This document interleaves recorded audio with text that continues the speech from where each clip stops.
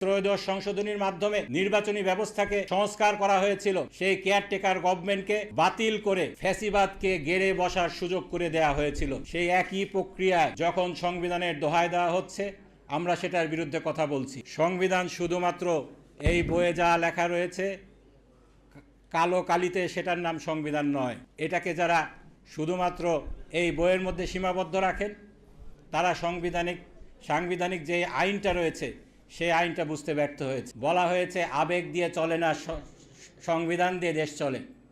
আমি বলেছিলাম জনগণের আবেগটা হলো সংবিধানের বাপ। এটা আমার কথা না, এটা এই সংবিধানের কথা। সংবিধানের 7ম অনুচ্ছেদে কি লেখা হয়েছে? এখানে লেখা হয়েছে জনগণের অভিপ্রায়ের পরম অভিব্যক্তিরূপে এই সংবিধান প্রজাতন্ত্রের সর্বোচ্চ আইন। যদি জনগণের অভিপ্রায় এটার অভিব্যক্তি এই প্রজাতন্ত্রের সর্বোচ্চ আইন হয়ে থাকে, তাহলে জনগণের আবেগ অবশ্যই এই সংবিধানের বাপ। এই কথার স্বীকৃতি ত্রয়োদশ সংশোধনীর রায়ে বলা হয়েছে। আজকের আইনমন্ত্রী সেই দিনে কার অ্যাটর্নি জেনারেল ছিলেন, তিনি সেদিন সোশ্যাল কন্ট্রাক্ট থিওরি আউড়ে বলেছিলেন এই কনস্টিটিউয়েন্ট পাওয়ার, এই পাওয়ারটা ইট বিলংস টু দ্য পিপল। এবং এই সংবিধান রচিত হওয়ার পরেও এই পাওয়ারটা জনগণের কাছে থেকে যায়। জনগণ যখন চাবে, যখন এর প্রয়োজন হবে, এর প্রয়োগ করতে পারেন। এটার প্রয়োগ ঘটিয়েই ত্রয়োদশ সংশোধনীর জন্য সংসদকে জনগণ ক্ষমতা দিয়েছিল। এর মাধ্যমে ত্রয়োদশ সংশোধনী এসেছিল। কেয়ারটেকার গভর্নমেন্ট বেসিক ফিচার থিওরিকে উপেক্ষা করে সংবিধানে ইনকর্পোরেট করা হয়েছিল। আজকে আপনারা সেই জনগণের পরম অভিব্যক্তিকে ঠাট্টা করে বলছেন আবেগ দিয়ে দেশ চলে না। আপনাদের কমিটমেন্ট কোথায় জনগণ জানতে চায়।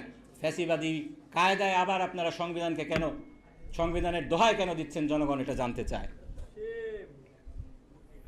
এখানে বলা হচ্ছে অন্তর্বর্তীকালীন সরকারের কোনো এখতিয়ার ছিল না মৌলিক বিষয় ছাড়া, মৌলিক বিষয়ে কোনো ক্ষমতা সিদ্ধান্ত দেয়। আপনারা এই কথা বলে কাচের ঘরে বসে ঢিল ছুটছেন কিনা আপনাদের বোঝা উচিত। অন্তর্বর্তীকালীন সরকারের যদি কোনো এখতিয়ার না থেকে থাকে, তাহলে অন্তর্বর্তীকালীন সরকার গত সংসদ কোন সংবিধানের ভিত্তিতে ভেঙেছিলেন? সংসদ ভাঙা যায় শুধুমাত্র এই সংবিধানের 72 অনুচ্ছেদ অনুযায়ী প্রধানমন্ত্রীর লিখিত পরামর্শের আলোকে। সেদিন প্রধানমন্ত্রীর লিখিত পরামর্শ কি নেওয়া হয়েছিল? হয়নি। এটা কিন্তু দলিল আছে। সেদিনকার সেই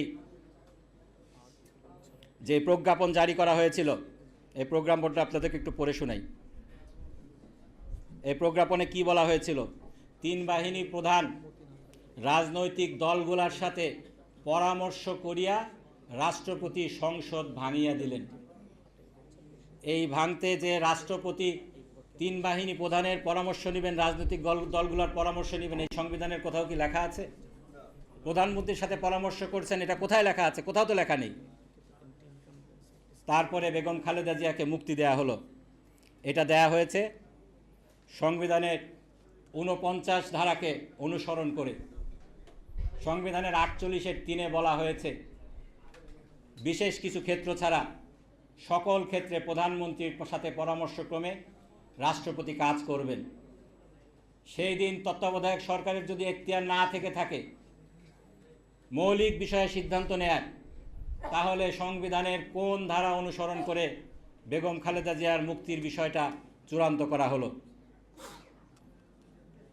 আজকে সংবিধানের দোহাই দিচ্ছেন।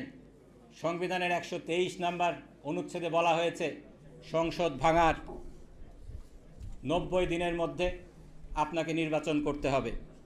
সংসদ সেদিন ভাঙা হয়েছিল যেদিন, সেদিনের ডেটটা হচ্ছে 6/8/2024।